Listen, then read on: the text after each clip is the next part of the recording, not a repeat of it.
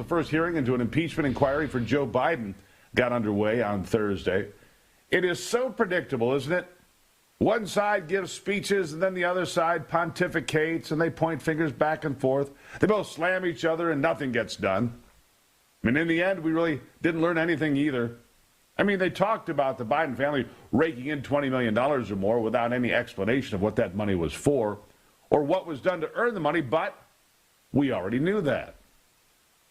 So are you as sick and tired of the same old dog and pony show over and over again on Capitol Hill as I am? Wouldn't it be nice? Wouldn't it be nice that the people that ran to be members of the House and Senate actually meant it when they swore an oath to uphold the Constitution? Wouldn't that be refreshing? Wouldn't it be nice if these people actually put the country and the people like you and me above petty party politics and trying to score meaningless political points so they can win the daily battle on social media? It would be nice if there was a modicum of integrity, just a modicum of integrity, to be found inside the Beltway once in a while. It would be nice if they would actually focus on asking real questions, letting the person asked to answer the question and see if we can actually learn something.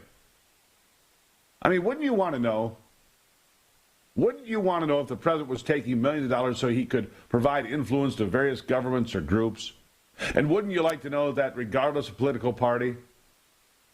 I mean, if somebody is dirty, I'd want to know that. And I would want to know it no matter what party they represent. And having said that, I don't think anything about getting bribes or peddling influence have any relationship to the intentional targeting of President Donald Trump for committing political speech in America. These two things are very different. But of course, that came up over and over again on Thursday from the Democrats because they don't want to talk about what Joe Biden may or may not have done, or Hunter Biden, or who he's tied to, or how the money flowed, or how those millions of dollars are basically indefensible. They just want to attack Donald Trump because that way they can distract from what's actually happening. Again, it was sadly predictable, exactly what we've all come to expect. A raucous circus that arrives at no conclusions. Americans generally tune out, and we, the people, we are the real losers. And frankly, we deserve better from the people in Washington on all sides. And here's the dirty little secret that's no secret at all. None of this matters. It's not going anywhere. That's right, Joe Biden could get impeached at some point. It'll take months. It will be a year from now, or close before we ever get to that point.